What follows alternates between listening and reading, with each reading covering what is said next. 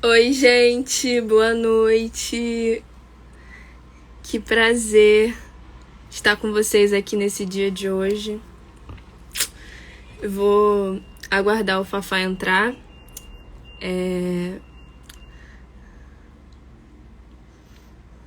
Olha, ele é muito pontual, ele já tá aqui. Pera aí. Deixa eu ver, porque eu não sou muito boa tecnologicamente falando para convidar aqui as pessoas. Pera aí.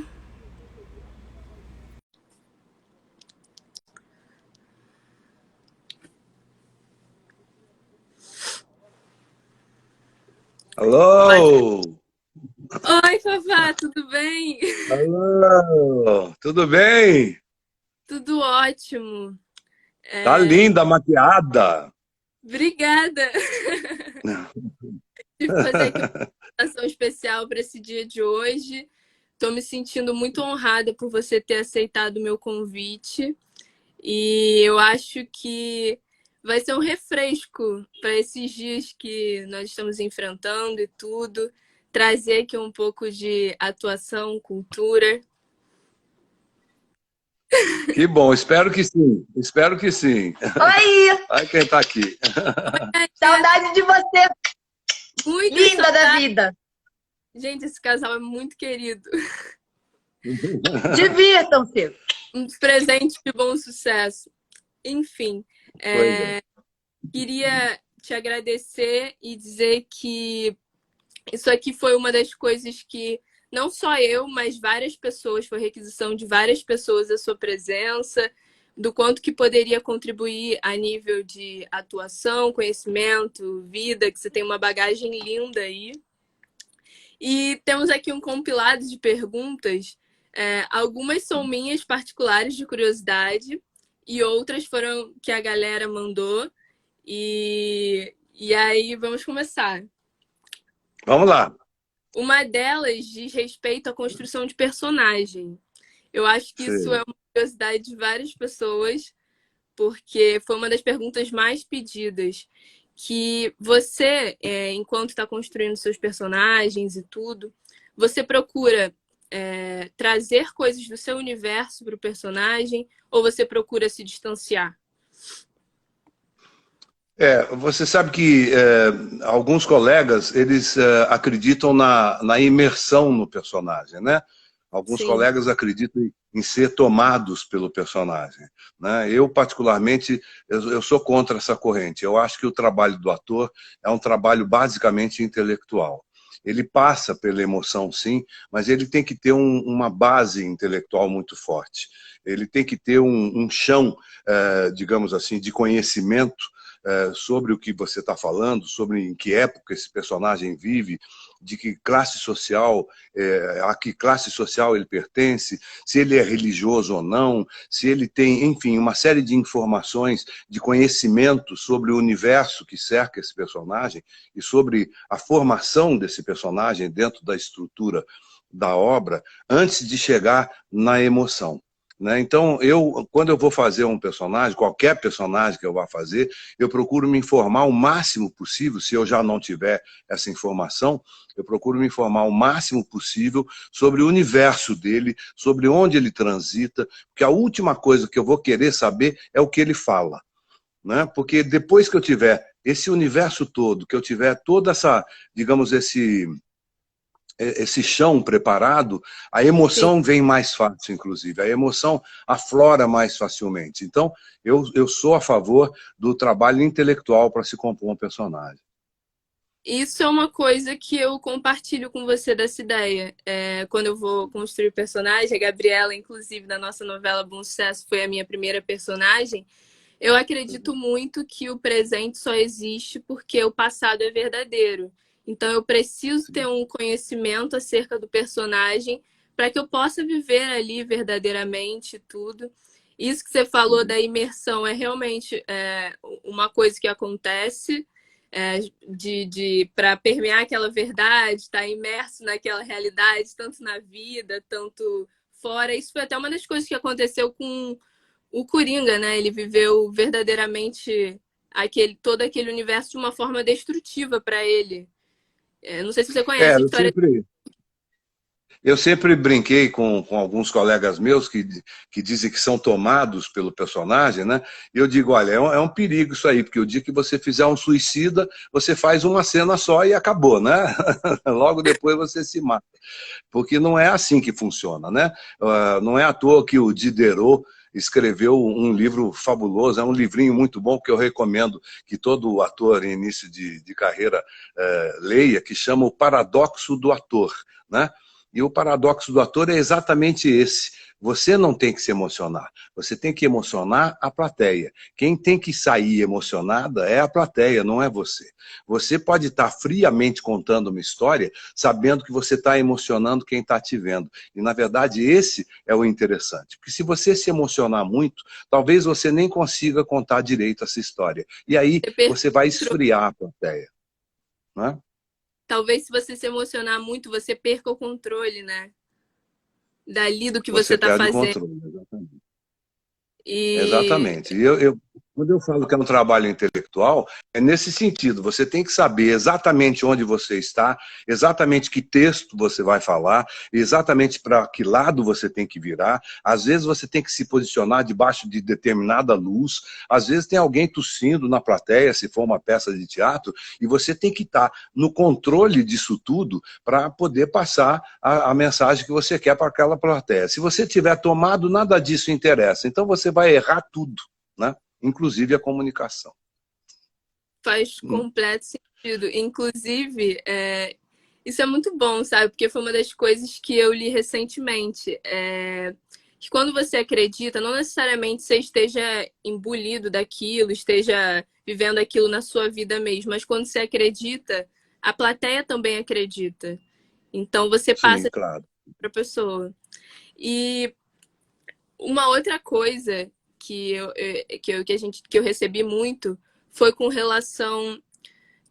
O que você acha que, enquanto hábito, um ator pode desenvolver na vida para que contribua para o seu trabalho? Eu sei que você Você lê sabe muito. que nós somos a humanidade, né? Não é só os atores, né? A humanidade é feita de contadores de história, né? O ser humano é um contador de histórias, né? Então, quando um ator quer contar uma história, ele tem que ter uma intimidade com a palavra, né? Ele tem, porque é através da palavra que ele vai contar essa história. Então, a intimidade com essa palavra só é criada se ele tiver uma leitura muito forte. Se ele conseguir passar por cima daquela dificuldade que a leitura traz, porque a leitura não é uma coisa natural no ser humano, né? Você tem que aprender, e você tem que aprender muito a ler. Você tem que aprender as pontuações, você tem que aprender o que o autor quis dizer, você tem que aprender a ler nas entrelinhas aquilo que o autor não disse, mas que está embutido ali naquilo que ele disse. Você tem que aprender tantas coisas que você tem que criar essa intimidade com a palavra para poder se exercitar. Então, quando me perguntam o que eu devo fazer, eu digo leia, leia, leia. Mas isso eu falo para a humanidade, né? Mas eu acho que para o ator é uma obrigação. Para a humanidade, não. Para a humanidade pode ser um prazer. Para as pessoas que não vão exercer a nossa profissão, a leitura é prazerosa, é gostoso você pegar um romance, é gostoso você pegar um livro de sociologia, de história, de política e conhecer o seu tempo, conhecer a vida dos outros. Agora, o ator não, o ator tem que ter esse conhecimento, essa intimidade com a palavra. Se ele não tiver uma intimidade com a palavra, ele vai sofrer muito. E talvez ele não consiga chegar aonde ele poderia chegar se ele conquistar essa intimidade. Então, a intimidade com a palavra, leia. Isso, inclusive, foi uma das minhas motivações, Oi, porque travou. eu acredito. Opa, Travou. tá Oi, me ouvindo? voltou. Agora Eu não tô te ouvindo. não, é Esse, que eu parei de falar. Agora deu. Voltou. essa é a coisa do ao vivo, né? Tudo tudo está sujeito a Eu sempre acontecer. falo que eu prefiro o teatro. Eu prefiro o teatro. No teatro não acontece nada disso. O máximo que acontece é você dar uma gaguejadinha, mas você continua. E você consegue contornar, né? Aqui é fora do nosso controle. Você fica um pouco Exato. perdido e tudo.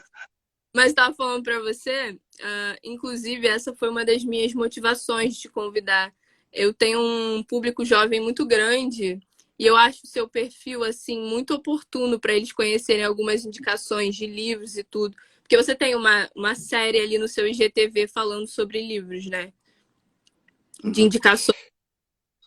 Na verdade, eu sempre procuro dizer que não são indicações de livros, são os livros que eu estou lendo, né? E eu comento os livros que eu li. Então, e como eu gosto muito de ler, eu leio bastante, eu leio livros bastante de assuntos bastante diversos. Então, eu falando desses livros, dá a impressão que eu estou indicando esses livros. Mas não, eu estou falando dos livros que eu li, dos livros que eu gostei de ter lido, e talvez uma ou outra pessoa consiga pescar desse meu papo alguma coisa que interesse a ela, né?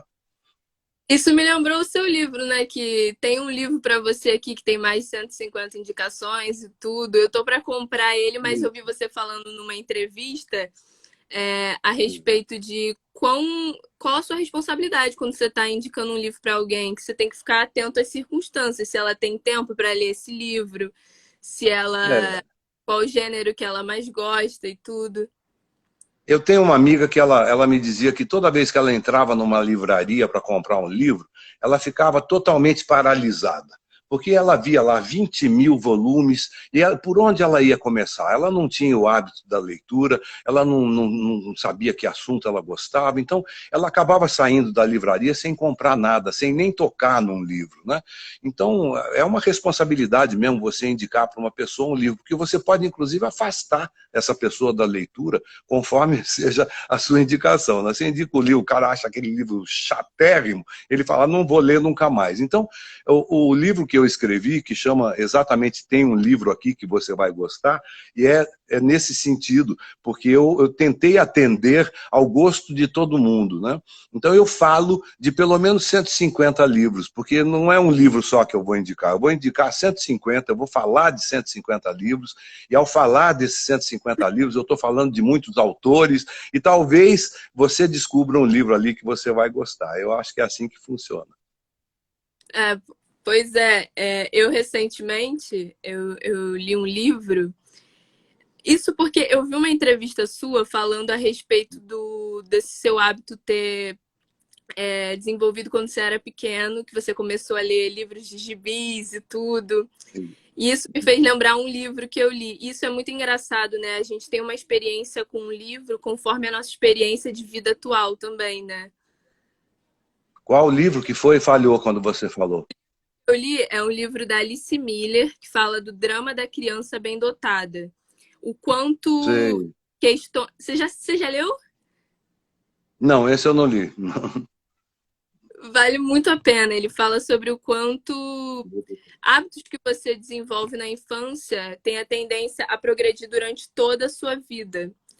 E aí me vieram perguntas a esse respeito, perguntando como é que você, Fagundes, faz para você ficar focado num livro, se concentrar e desprender daquele tempo para ficar ali no livro, porque a gente está numa era que a concentração tá muito difícil, né? Pois é, você sabe que, bom, eu sou de uma outra geração. A minha geração é a geração, se existiu uma geração assim, uma geração do livro, né? Esse aparelhinho que a gente está usando aqui, a grande mágica dele é exatamente a rapidez, né? Ele é rápido, é tudo rápido. Quando você põe um texto lá que tem 5 linhas, o cara acha que vai perder muito tempo lendo, porque 5 linhas é muita coisa para ele ler, né? Que é exatamente o oposto do que acontece quando você pega um livro. O que esse aparelhinho provoca na gente, e isso muda fisicamente o nosso cérebro, é exatamente uma espécie de dispersão. Ou seja, você está mexendo aqui no seu WhatsApp, mas ao mesmo tempo você está anotando um negócio ali, você está ouvindo uma música, você está vendo uma notícia no jornal, você está conversando com alguém entre uma mensagem e outra. Então, isso cria uma atenção atomizada, mas dispersa, né? Porque você está se ligando a tantas coisas que, na verdade, se você parar para pensar, você não se ligou em nada. O que o livro faz é um movimento radicalmente oposto a isso e que te traz coisas muito boas, que é exatamente o foco. Ou seja, a partir do momento que você é capaz de se desligar do mundo à sua volta, de se desligar dos seus problemas pessoais, de se desligar da sua realidade e entrar naquele universo que o livro está te propondo, você realmente vai levar alguma coisa para casa. Você realmente vai aprender alguma coisa ali, você realmente vai ter a vivência que o autor quer que você tenha. E isso, como eu disse anteriormente, não é uma coisa fácil. Não é uma coisa que você nasce sabendo. Você tem que aprender, você tem que treinar, você tem que se exercitar dentro dessa busca do foco. Então, eu particularmente, como eu gosto muito de ler, e eu percebi que eu tinha muito pouco tempo para ler, eu tinha que usar cada intervalo que eu tinha da minha vida, onde eu não tinha nada para fazer e tinha que esperar, aí era onde isso? Era na condução, era no dentista, era entre uma cena e outra de gravação da novela, que demorava para mudar o cenário, os atores iam trocar de roupa e eu não tinha troca. Então você me vê sempre com um livro na mão, e aqueles 5, 10 minutos que eu estou esperando, pode cair o mundo à minha volta, que eu estou dentro do meu livro. Eu estou focado dentro do livro. E eu garanto para você que eu ganho muito mais com esse tipo de exercício do que 2 horas diante de um smartphone. Nossa, você falou de um assunto que é assim, que eu levo muita responsabilidade na minha vida.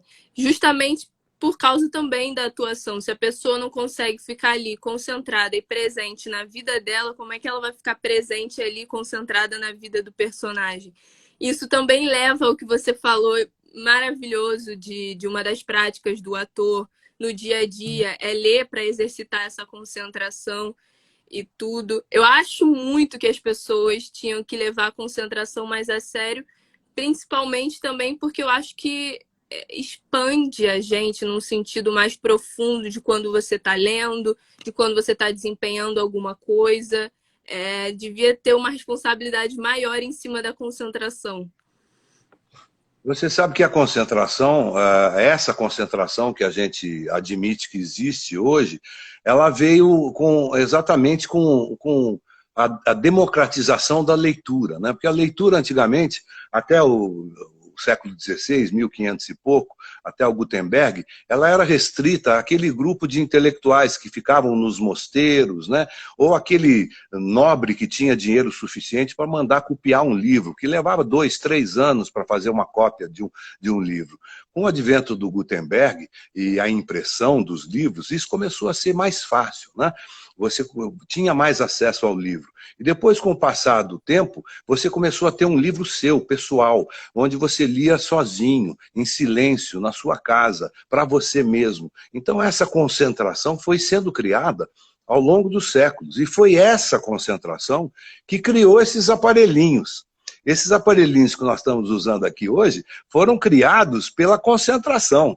Através da concentração que surgiram essas ideias maravilhosas, essas computações todas, essas tecnologias extraordinárias. E aí, uma coisa estranha, essa mesma concentração que criou esses aparelhinhos, estão fazendo os aparelhinhos tirar a nossa concentração, né? Então é uma coisa que é bom a gente observar, que retomar a concentração em algum momento da sua vida pode ser uma coisa muito importante.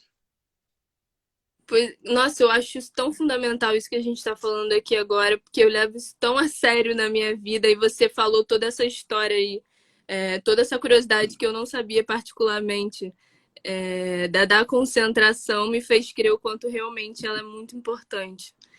E uma outra pergunta muito sugestiva foi que existiu algum momento assim na sua trajetória que você acha que foi uma virada de chave para a sua atuação, que você percebeu algo a nível de autoconhecimento, ou a nível de algo fundamental que contribuiu para que as suas próximas cenas, suas próximas interpretações fossem muito mais potentes? Aconteceu. Teve uma coisa engraçada comigo. Quando eu tinha uns 12 anos de idade, mais ou menos, eu estudava num colégio em São Paulo chamado Colégio Rio Branco. E o Colégio Rio Branco, você saía da rua, ele tinha umas rampas assim, e essas rampas entravam no pátio interno do colégio, e elas desciam, e lá embaixo tinha as quadras de basquete e tal. Então, eram umas rampas muito grandes que tinha nesse colégio. E esse colégio, um dia eu estava lá matando uma aula, porque eu não fazia educação física, eu tinha um problema de saúde que me impedia de fazer educação física. E eu estava lá naquele pátio, quando eu vi um grupo de pessoas montando uma coisa, trazendo cadeiras, martelando, e eu fui lá e fui me aproximando, e aí quando eu vi, eu estava ajudando eles a fazer aquilo, e era um grupo de teatro. Era um grupo de teatro que ia apresentar uma peça dentro do pátio do Colégio Rio Branco para os alunos do Colégio Rio Branco. E eu ajudei tanto eles, que eles me deram um ingresso. Eu tinha uns 12 anos, mais ou menos, nessa época. E aí, eu fui ao teatro. Só que, em vez de eu entrar e sentar na plateia, eu fiquei naquela rampa que ficava do lado, assim, e eu tive uma visão ali daquela rampa, onde eu vi a plateia inteira, todo mundo sentado nas cadeiras na quadra de basquete, eu vi aquele palco armado ali no canto da quadra de basquete, eu via a coxia com os atores se preparando lá atrás, e eu vi a peça sendo desenvolvida dentro daquele palquinho. E aquilo para mim foi uma epifania. Aquilo para mim foi o seguinte, eu tive a visão global do teatro. Eu vi o teatro como um todo.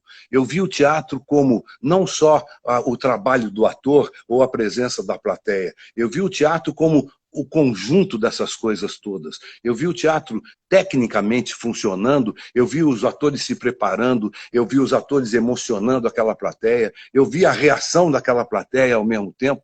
Então eu tive uma visão global daquele grande espetáculo. E aquele espetáculo entrou na minha veia de tal forma que eu sou ator até hoje. Cara, que maravilha. E até hoje o teatro ele é presente pra caramba na sua vida, né? Eu fiquei de ver bastante, eu não consegui ir para São Paulo, porque foi um pouco depois que terminou o Bom Sucesso. E a Alê tinha me convidado também para assistir vocês. E eu acho isso uma coisa tão fundamental, porque diz respeito também às suas raízes. Você é uma pessoa de uma grandiosidade muito grande, mas traduzida numa simplicidade. Eu lembro que existiam dias que você não gravava justamente pela questão de você manter o seu compromisso com o teatro e tudo. Você acha que... Eu com certeza acredito. Eu nunca fiz teatro, mas eu tenho muita, muita vontade de fazer. E vai existir essa oportunidade porque eu vou fazer ter. Como você diz, é que interesse, né? E você acha que o ator vindo do teatro ele vem com um estofo muito maior para a TV?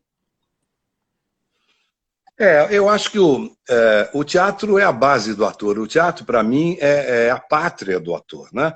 Eu costumo brincar que é no teatro que você erra. É no teatro que o seu erro aparece.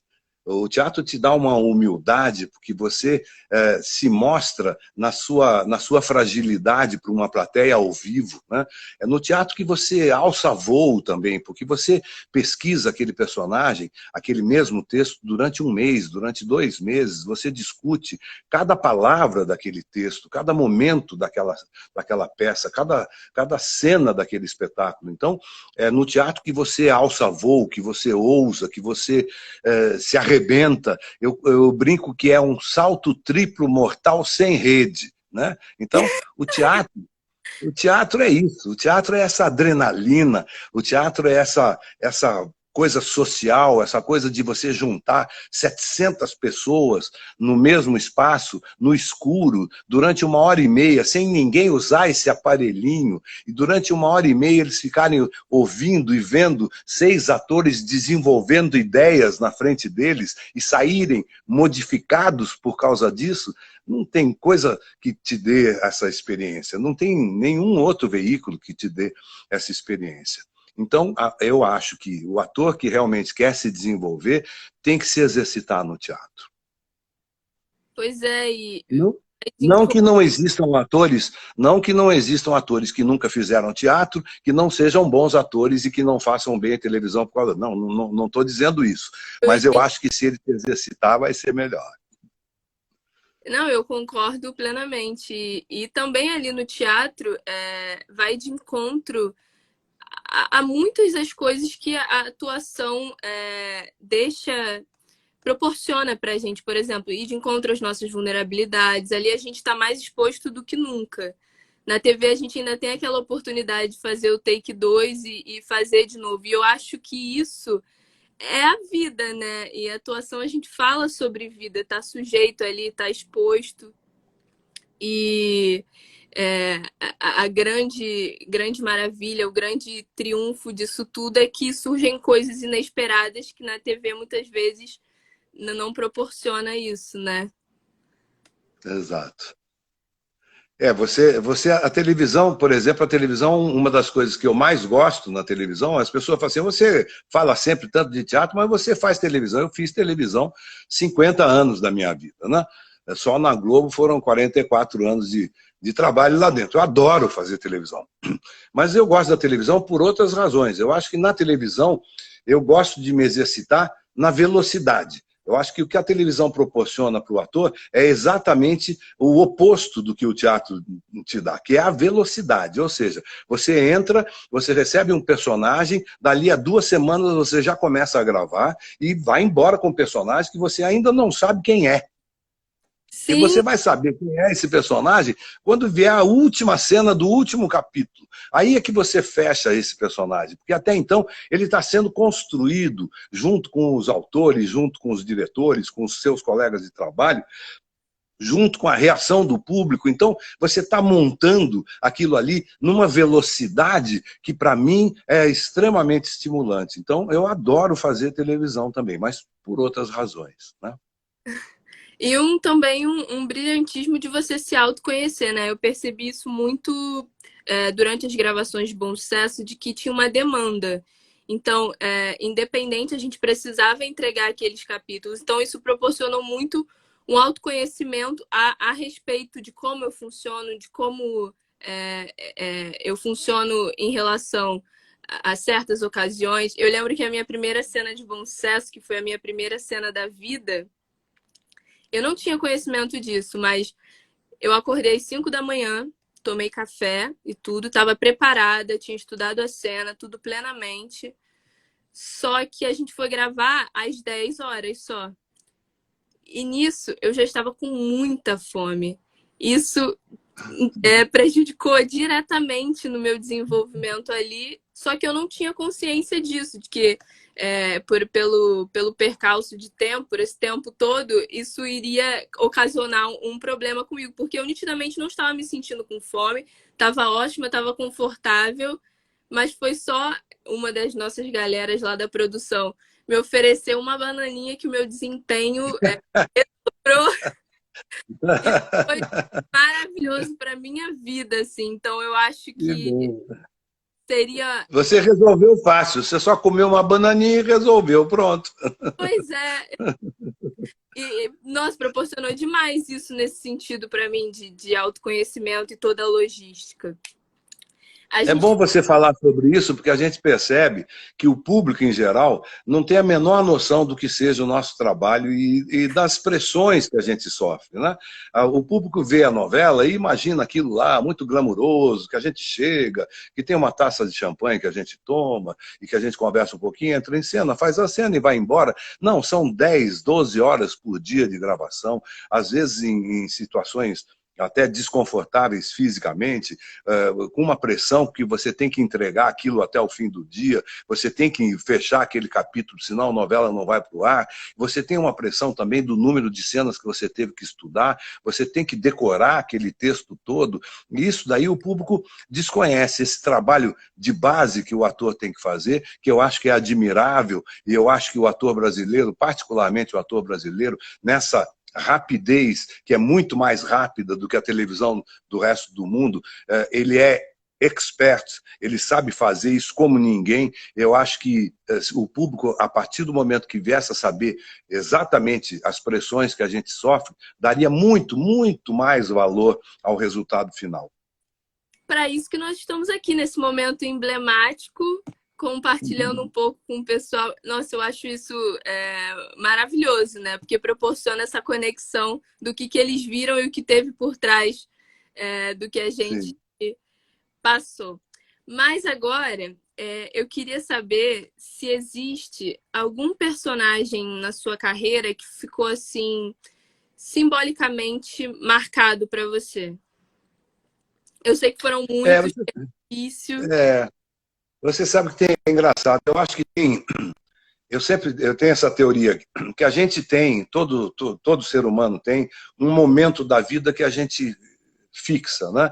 Um momento da vida que a gente para e fala assim, essa é a minha imagem, né? A minha imagem é essa daqui. É por isso que você vê algumas pessoas, inclusive, envelhecendo mal, né? Porque elas estão sempre se referindo àquele momento, àquela imagem delas, e aquela imagem passou, aquela imagem deixou de existir, você se modifica fisicamente, você se modifica emocionalmente, mas aquela imagem é uma imagem que eu acho que você tem saudades dela. Esse momento foi um momento bonito. E para mim, esse momento da minha vida coincidiu com um momento teatral meu, que foi um momento belíssimo na minha vida, que foi quando eu fiz Cyrano de Bergerac, que é um texto do Edmond Rostand, um texto escrito no século XIX, sobre um poeta que viveu no século XVII, o Cyrano de Bergerac, que é a história daquele cara narigudo, que tem o nariz comprido, um grande espadachim, e que fala de honra. E era um texto brilhantemente traduzido pelo Ferreira Goulart, extraordinariamente dirigido pelo Flávio Rangel, um espetáculo produzido por mim, onde eu fazia o Cyrano de Bergerac, e que tinha mais 36 atores em cena, e mais 24 técnicos. Era uma super, hiper produção e que fez muito sucesso em São Paulo, num teatro chamado Teatro de Cultura Artística, que infelizmente já pegou fogo. Então, esse é um momento que eu lembro sempre com muito carinho, porque está junto também daquele momento que eu fixei a minha imagem, né? Então, eu juntei tudo, a minha imagem, o personagem que eu fiz naquela época, mas eu fiz, como você mesmo falou, muitos personagens bons. Então, eu tenho ótimas lembranças. Inclusive, esse personagem, eu não sei, me corrija se eu estiver errado, foi o mesmo que teve uma senhorinha que foi conversar com você, que levou numa garrafa de Coca-Cola. Tá vendo que eu estou sabendo? Tá sabendo. Eu achei Foi esse mesmo.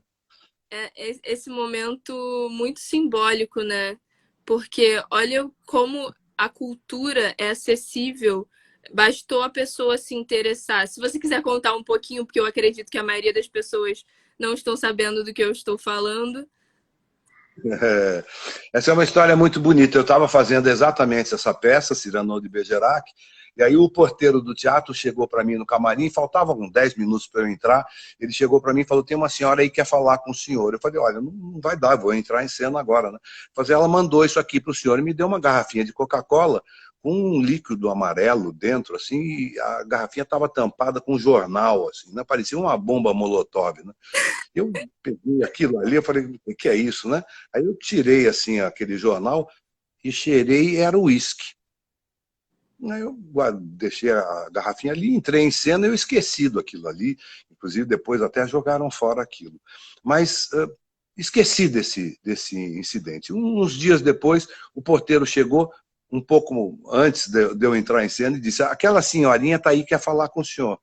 Posso trazê-la aqui? Eu falei, não, eu vou lá. Eu fui lá falar com ela, e ela estava na porta, e ela me disse, eu sou faxineira das boates aqui em frente. O Teatro Cultura Artística ficava numa rua que em frente a ele tinha uns inferninhos, né? Aqueles inferninhos, aquelas boates de striptease, aquelas coisas assim.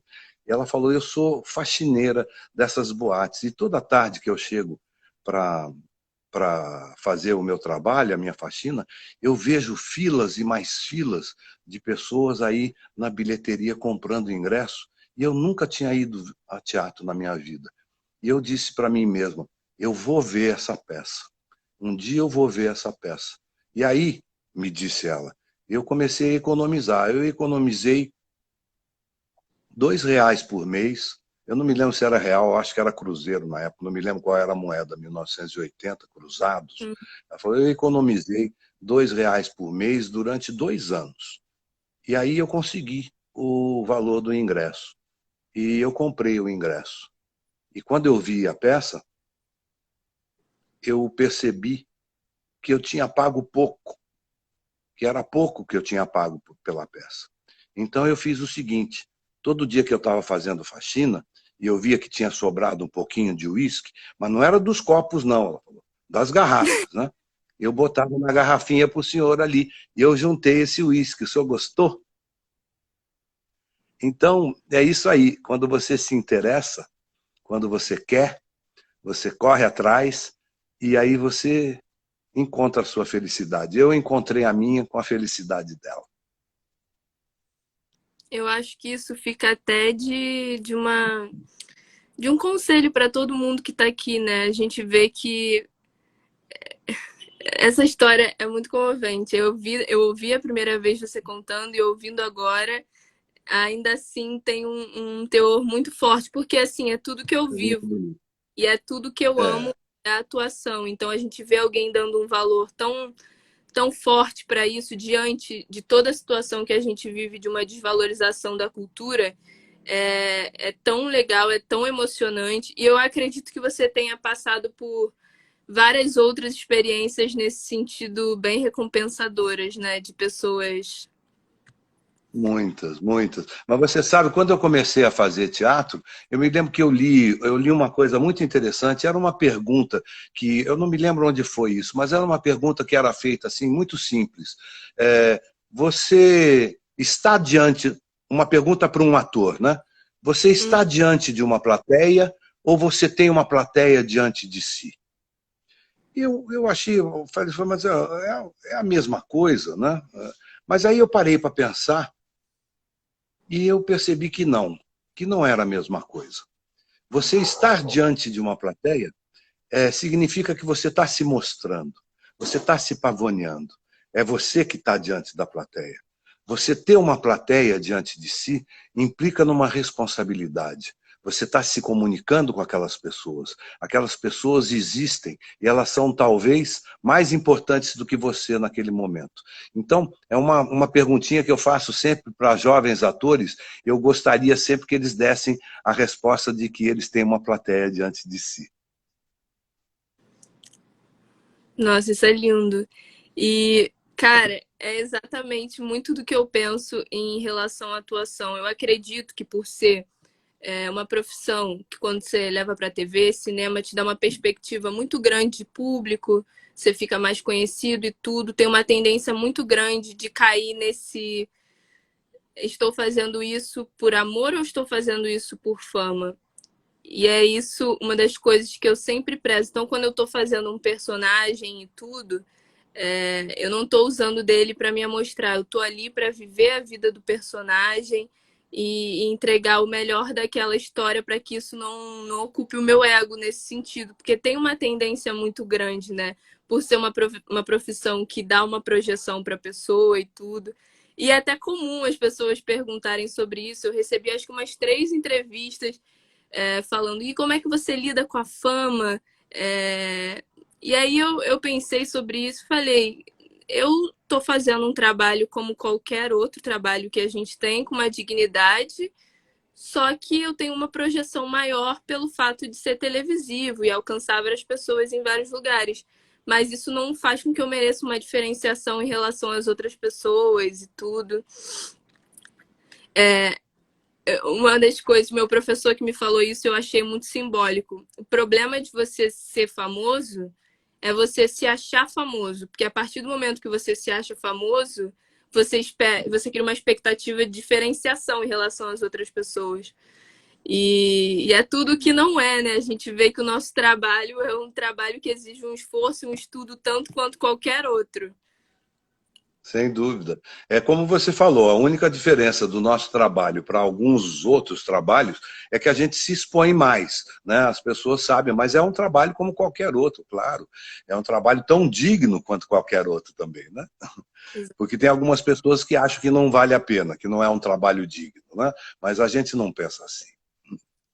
E falando agora aqui sobre... Eu descobri que a gente tem mais coisas em comum, hein? Além desse gosto pela leitura, porque eu amo ler igualmente, nós fizemos personagens onde a arte estava inventando a vida. Você fez um editor de livros, um amante de leitura, e eu fiz uma personagem jogadora de basquete, uma amante de basquete. Então, isso foi uma Isso. experiência linda de Bom Sucesso. E agora falando da nossa Bom Sucesso, que foi maravilhosa, e o quanto que ela rendeu de picos em relação aos livros. Eu não sei se você chegou Sim. a acompanhar, né? Eu acredito que sim. Os livros que a gente abordou tiveram picos de audiência, de compras e tudo. Como foi para você interpretar um editor sendo um amante de livros? Pois Foi é, um... foi um presente, né? Foi um presente para mim gravar ali naquela biblioteca linda, que era um cenário maravilhoso, e o público não sabe disso, mas ali não eram livros falsos, não, tinha livro mesmo. Ali eu passava horas e horas olhando os livros que tinha naquela biblioteca, tinha livros maravilhosos. Cheguei a ganhar alguns, inclusive, a produção me deu alguns daqueles livros que eram maravilhosos, e naturalmente eu gostando tanto de livros, fazer esse personagem foi um presente duplo para mim. Mas, além disso, a novela rendeu frutos, né? Porque, por causa disso, e você deve lembrar, eu vivia com o meu livrinho na mão, né? Então, a cada intervalo de cena, eu estava lá num cantinho lendo, as pessoas chegavam e falavam assim, o que você está lendo, Fafá? Me recomenda um livro. Eu acabei ficando com essa coisa na cabeça, e aí o G-Show me propôs que a gente fizesse um podcast. E nós fizemos um podcast. Esse podcast se chama Clube do Livro do Fagundes, que está no G-Show, está no Spotify, quem quiser ouvir, está lá. São 21 programas com comentários meus sobre livros que eu li.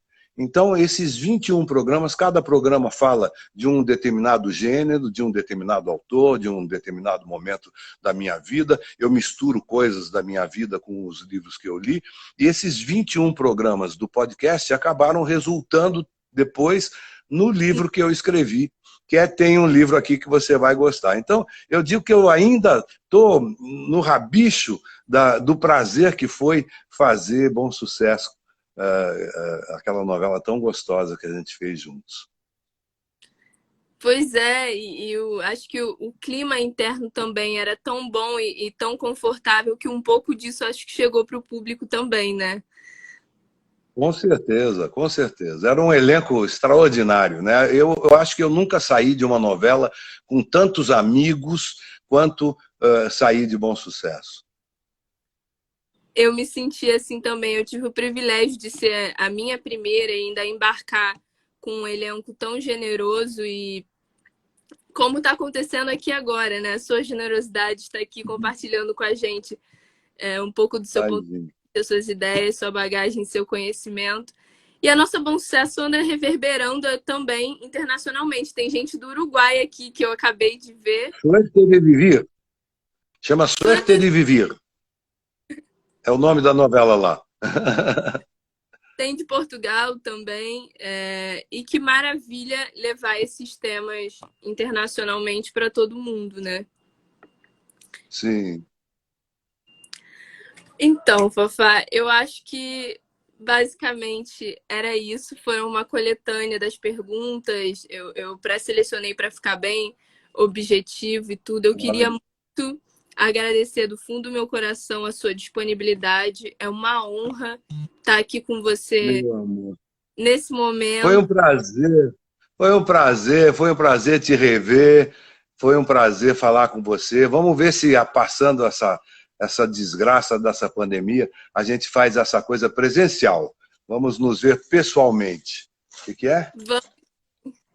E como Ah, forma de... meu Deus! Olha aqui o que eu ganhei! Sei quem é, meu Ah, cartão aí, tá um cartão. olha aqui, cadê cartão? É Ah, meu não Deus!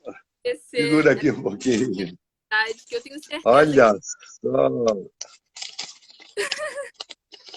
Que Ai, já lindo! Ih, não estou conseguindo tirar. Pronto, está aqui. pode ficar tranquilo. Tem Ai, que todo... lindo! Posso ler? Ah, você fica à vontade, fica a seu critério aí. Então vou ler. Generosidade é um sentimento que cura muitas das feridas do mundo. E a sua hoje foi um refresco na semana, não só para mim, mas para todos que estavam nos assistindo. É ótimo ter uma admiração profissional, mas é ainda melhor sentir admiração pela grandiosidade enquanto ser humano. Atenciosamente, Giovana Coimbra. Obrigado! Que lindo! Tivemos Lindas aí... flores, viu? Ai, que Lindo! maravilha! Vivas, intactas. Estava todo mundo Tão em lindas. preparação para chegarem bem aí. E... Mas é isso Chegaram. que eu...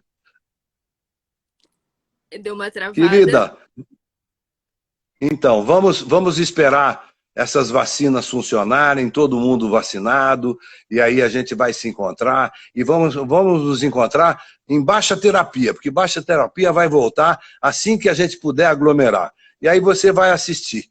Nós vamos sair depois para jantar. Quero muito, quero muito. Obrigada, tá, Tá Fofá? bom. Obrigado você, meu amor. Um beijo. Um beijo grande. Beijo pra Alê, que a Alê tava toda incumbida dessa tarefa aí, Eu dou. dessa surpresa. Agora, beijos, seus lindos. Tchau. Tchau. Eu agora como que fecha, galera? Então, gente, espero que essa conversa tenha plantado aí na cabecinha de cada um de vocês um refresco aos momentos que a gente está vivendo. É maravilhoso conversar com alguém que tem uma bagagem tão grande, como diz meu querido Descartes, que é um filósofo que eu gosto. A experiência é professora da vida. E eu tô até um pouquinho emocionada, talvez, né? Ai, meu Deus. E eu esqueci de fazer o print com o Fafá, mas eu espero que todo mundo goste. É uma tradição aqui das nossas lives fazer um print. E tivemos hoje uma sobremesa de nada mais, nada menos do que Antônio Fagundes para nossa semana, né? Vamos fazer um print aqui só para marcar aqui. A gente tem uma mania de fazer essa mesma careta, tá? Não julguem. Foi? Obrigada, gente. Foi um prazer estar com vocês aqui no dia de hoje. Um beijo a todas as pessoas que estiveram aqui prestigiando a nossa live. Beijo para todos vocês e sigamos firmes e fortes, com a perspectiva de sempre dias melhores. Beijos!